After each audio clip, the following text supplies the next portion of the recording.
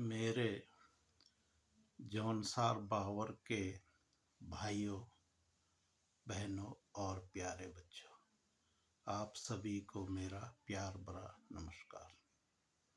जैसा कि आप जानते हो कि मैं जौनसार बावर की प्राचीन ऐतिहासिक घटनाओं और जौनसार बावर के समाजों में समय के साथ हुए बदलावों पर आपसे चर्चा करता आ रहा हूँ। आज चर्चा का विषय है वीर नंतराम नेगी।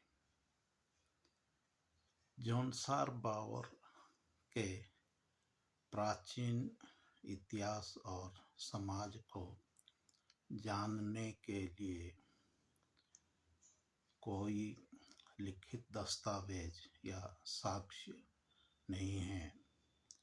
जौनसार बावरी लोग जौनसार बावर के बारे में कुछ सीमा तक ही जनश्रुतियों और लोकगीतों के माध्यम से जान पाते हैं।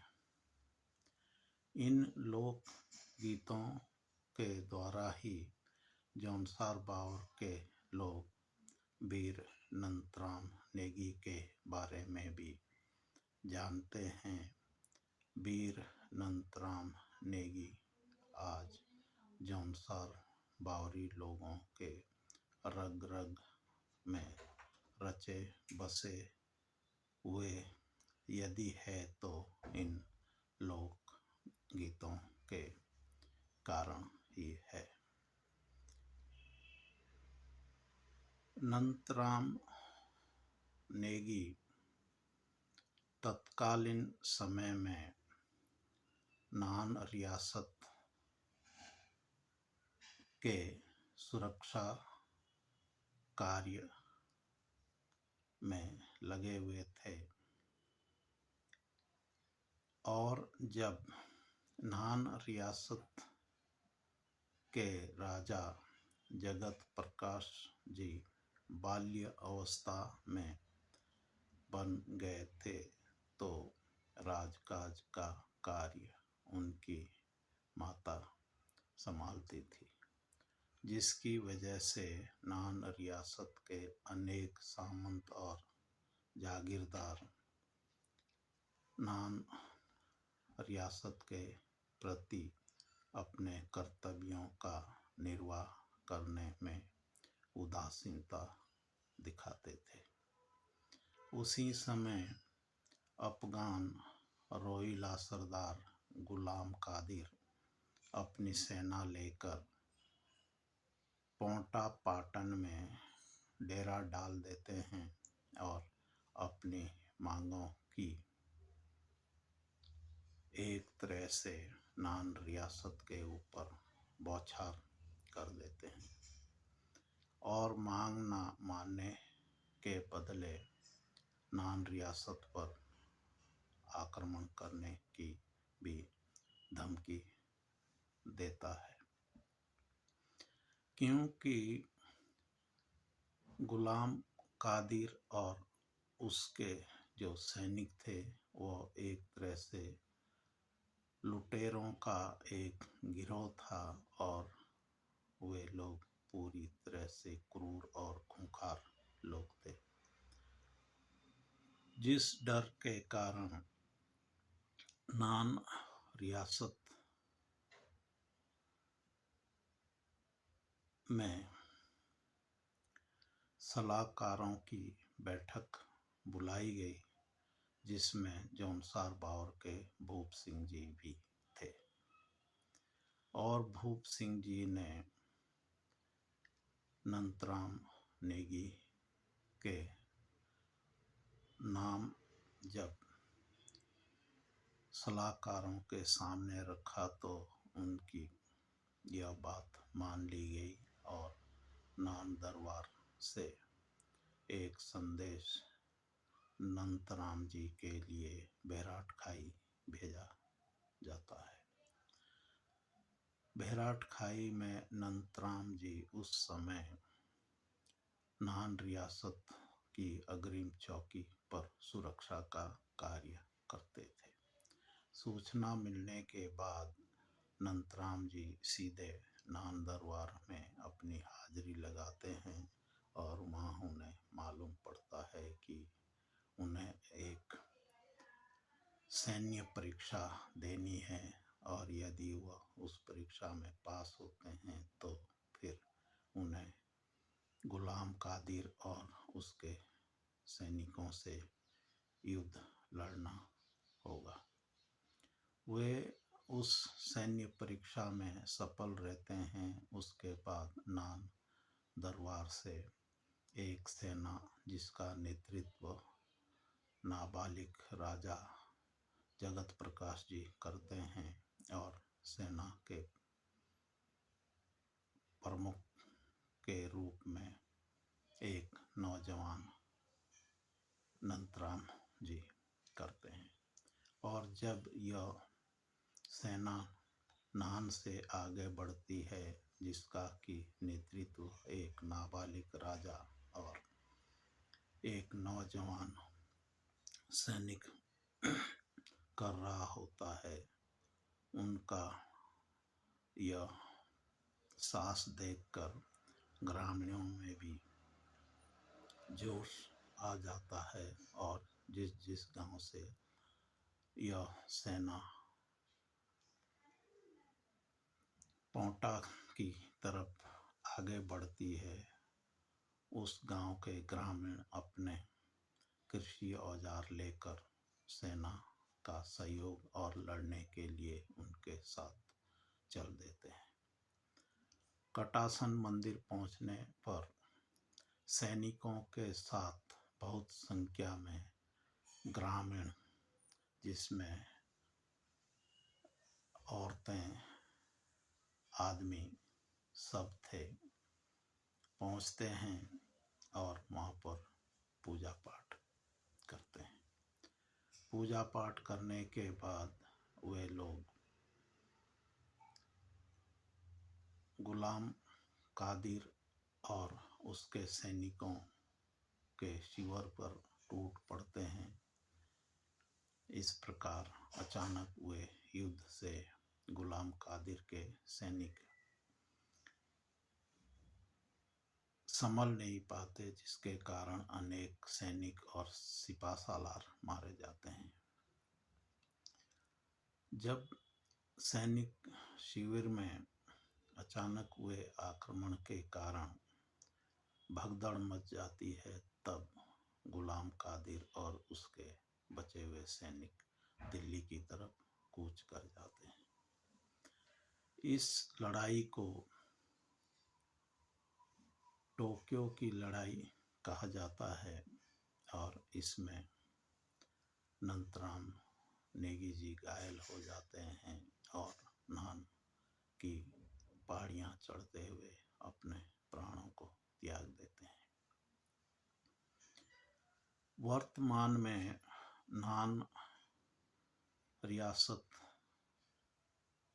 के वंशज अजय बहादुर सिंह जी कहते हैं कि नान रियासत के दस्तावेज और इतिहासकारों द्वारा इस युद्ध का वर्णन टोक्यो युद्ध के रूप में जरूर किया हुआ है, जिसमें कि नान रियासत की सेना और गुलाम कादिर के बीच युद्ध हुआ था, लेकिन उसमें कहीं भी वीर नंतराम नेगी का नाम नहीं है।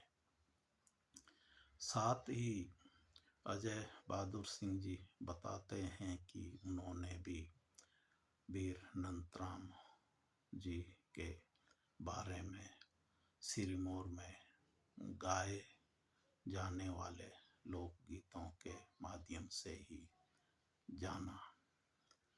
और उन्होंने यह भी बताया कि सिरमौर में जो लोकगीत गाया जाता है उसका शीर्षक नौतराम की हार के रूप में गाया जाता है।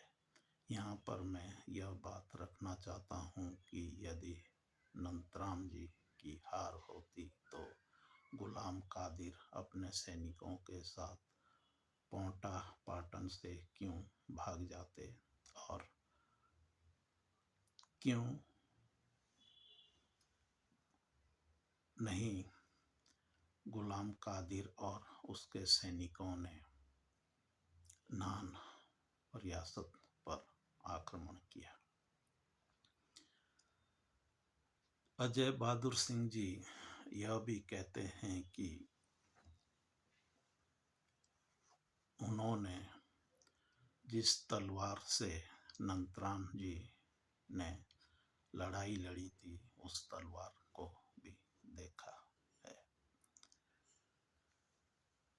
क्योंकि वह बताते हैं कि जब बड़ी लड़ाइयाँ लड़ी जाती थी तो उसमें जो तलवारें इस्तेमाल की जाती थी, युद्ध के बाद उन तलवारों पर शाही मोहरें लगाई जाती थी, तो उस शाही तलवारों में नंतराम नेगी द्वारा इस्तेमाल की गई तलवार भी उन्होंने खुद देखी है। साथ ही वो बताते हैं कि नंतराम जी के मरणोपरांत उनके परिवार वालों को लाने के रूप में मोराड़, सियासू, सिरमौर में और कालसी तहसील की बजीरी और मलेथा जौनसार बावर में दिए गए थे। साथ ही उन्हें गुलदार की उपाधि भी दी गई। आज नंतराम जी प्रत्येक जौनसारियों के दिल में बसे हुए हैं और यह जब तक जौनसार रहेगा और जौनसारी लोग रहेंगे तब तक उनकी याद जौनसार बावर से मिट नहीं सकती। साथ ही मैं यहाँ पर यह भी बताना चाहता हूँ कि जौनसार बावर में जो लोक हारुल नंतराम नेगी के वृत्तांत को लेकर गाई जाती है, उसमें जो सबसे बड़ा झूठ है वह यह है कि नंतराम नेगी नान रियासत की तरफ से जिस गुलाम कादिर और उसकी सेना के साथ लड़े थे वो मुगल नहीं थे, क्योंकि मुगल लोग तो उज्बेकिस्तान से आए हुए थे और गुलाम कादिर अफगान रोहिला सरदार था। और यहाँ पर मैं यह भी बताना चाहता हूँ कि गुलाम कादिर ने 1788 के आसपास लाल किले पर अपना अधिकार जमा लिया और तत्कालीन बादशाह शाह आलम बहादुर शाह द्वितीय को बंदी बनाकर उन्हें अंधा बना दिया। साथ ही दर्जनों शहजादे और शहजादियों को भी मार डाला गया, लेकिन उसे लाल किला 2 महीने के अंदर ही छोड़ना पड़ा और लाल किले से भागने के बाद वो बमनौली शामली के पास एक गांव में ब्राह्मण परिवार के घर में शरण ले लेता है। बाद में वो मराठा सैनिकों द्वारा पकड़ा जाता है और दिल्ली के शाही फरमान पर उसके होंठ, नाक, आँख और बॉडी के अन्य प्राइवेट पार्ट काटे जाते हैं और दिल्ली दरबार को भेंट स्वरूप भेजे जाते हैं। साथ ही दिल्ली दरबार के आदेश पर ही उसे मथुरा के पास एक पेड़ पर लटकाकर अंत किया जाता है। अतः मैं जौनसार बावर के उन गीतकारों से कहना चाहता हूँ कि वे लोग जौनसार बावर में गाई जाने वाली हारुल को एक ऐतिहासिक तथ्यों के आधार पर सही करें, जिससे आने वाले जौनसार और अन्य लोग उसकी सत्यता को परखें और समझें। साथ ही मैं यहाँ पर यह भी कहना चाहता हूँ कि जौनसार बावर को प्राचीन समय में बसने और रहने लायक बनाने में जिन लोगों ने अपने प्राणों की चाहे अनचाहे तरीके से आहुति दी है, उन्हें भी हमें याद रखना चाहिए। भारत के अनेक इतिहासकार प्रामाणिकता के साथ यह बात अपने शोधों में लिख चुके हैं कि जब सिंधु घाटी सभ्यता का अंत हुआ तो कोली समाज या कोल लोग सबसे पहले हिमालयन क्षेत्र में बसे थे और उनमें से ही कुछ निडर और साहसी लोगों ने जौनसार जैसे बियड़ और जंगली जानवरों से भरा क्षेत्र में जाने का साहस किया होगा, जिसमें अवश्य रूप से उनके प्राण भी गए होंगे। अतः हम लोगों को उन प्राचीन लोगों को याद रखना चाहिए, जिन्होंने जौनसार बावर जैसे बियड़ और जंगली जानवरों से भरे क्षेत्र को मानव के रहने लायक बनाया था। आज मैं अपनी चर्चा समाप्त करता हूँ। अगली बार आपसे अन्य विषय पर चर्चा लेकर आऊँगा। तब तक के लिए मैं आप लोगों से विदा लेता हूँ।